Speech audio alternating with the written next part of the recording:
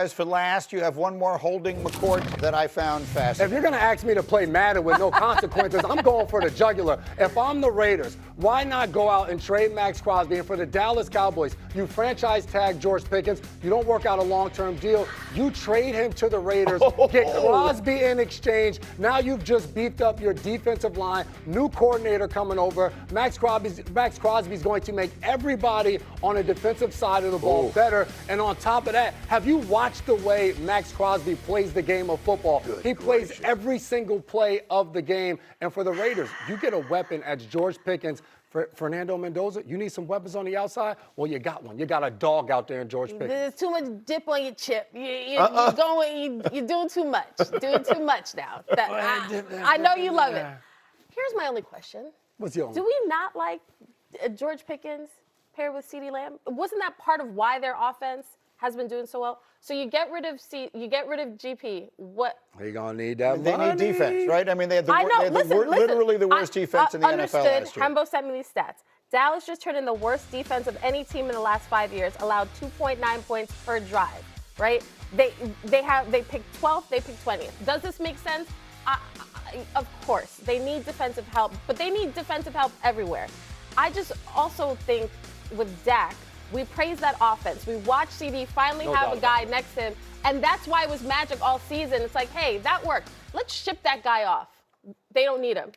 No. They need him. You want him. But if I'm George Pickens, I want what CeeDee Lamb is making too. And if you yes, you do run the risk if you slap up the franchise tag on a player, that player is not thrilled about it, and then how that goes from there, we don't know.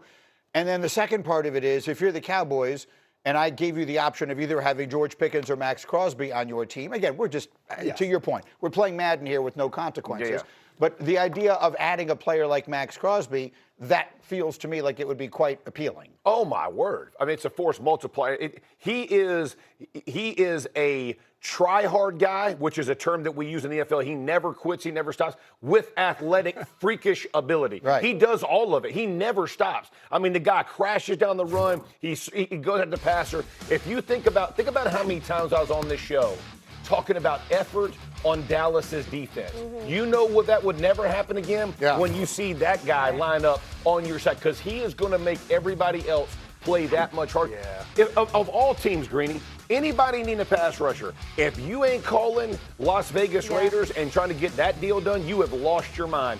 And if you're Maxx Crosby, he just watched DeMarcus Lawrence leave Dallas and go and win a Super Bowl. And understand, he has no shot in Las Vegas right now, right? And he's 28, right? So he's got, but that shelf as a defensive lineman can go quick. And as good as he is, go to a team that you think you have a chance. I will say it again and again and again and again, as I said it last year.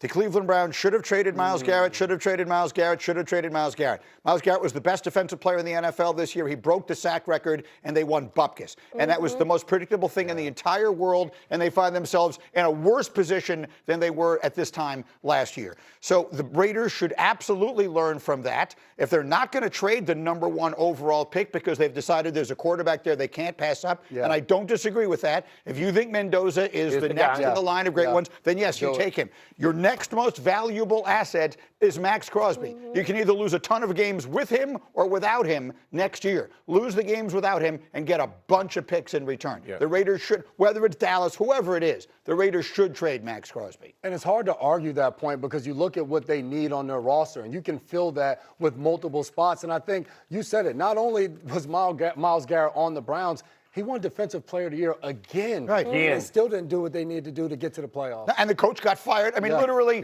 everything that you could see coming happened. For the player, bro. For Myles Garrett, I hate it. I mean, you're Joe Thomas. Yeah, man. Like, Myles Garrett, he took the money, guys. He took the money. That's what he did. He came on with us on Super Bowl Sunday and said, I will not play for the Browns again. And they said, how about for this much money? And he said, okay, I changed my mind. The money's still there when the career. Exactly. You got a big house, right? That's right. Let's get up and go, which is brought to you by Nature Made.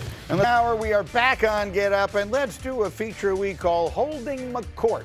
We gave J-Mac an assignment, said bring us back some fascinating hot takes about what could happen during this offseason, and he understood the assignment. Yes, Greeny, I was looking out for you. You need a quarterback with the New York Jets trade for Kyler Murray. Go out there and get a guy. They went and got Justin Fields, a quarterback that can throw the ball and can run. Kyler Murray brings that element. First overall pick. They had that when they had Vinny Testaverde. He was a first overall pick. Why not run it back with Kyler Murray? Allow him to get in this offense, get the ball out to Garrett Wilson and some of those guys. Bring some of his veteran experience and his journey. They just watched Sam Darnold win a Super Bowl, a guy that's gone through some things. See if he can figure it out, Kmart. I have found myself wondering, is Kyler Murray going to be the next in the line of the sort of great reclamation projects? We've seen Baker Mayfield left for dead in a few places, now playing great. Sam Darnold, obviously the same story, and there have been a few others.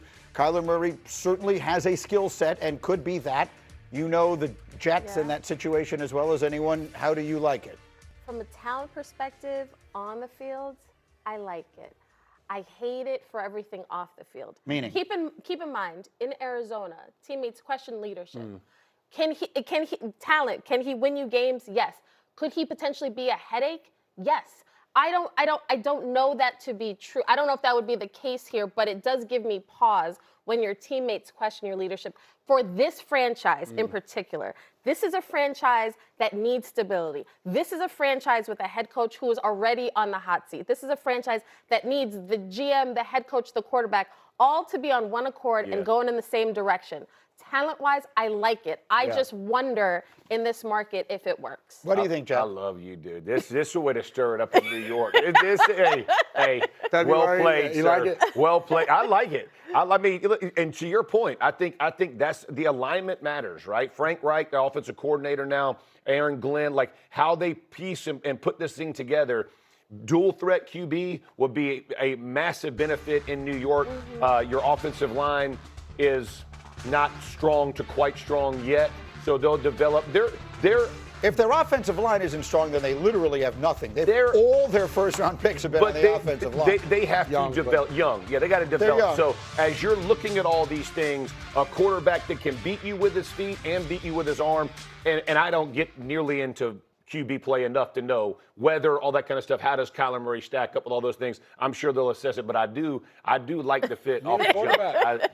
I mean, they need a quarterback. Of that, there is no question. They have the cap space. It's an intriguing possibility. I don't know. I mean, it's an intriguing possibility. You hate anything that we bring you with the Jets. You hate it always. No, did I say I hate it? It's an intriguing possibility. I really don't know what I think. I think it is fraught with peril. Let's put it that way. I think I do. I think it is. This is his life. I think it is. I think. Did I say I hate it? No, but I'm fraught with peril. It's fraught with peril. I'm not fraught with peril. I mean, I am, but that's a whole other situation. It is fraught with peril because it feels like if that thing goes south, he could get eaten alive in this town. That's my fear. I would be a little worried about that part of it. Okay, so that's the first one. Okay. Give me another something. Give me something else you can see this offseason. I came ready for you. The Buffalo Bills, they gotta make a splash. Free agency. Michael Evans. Go get Mike Evans, bring him there.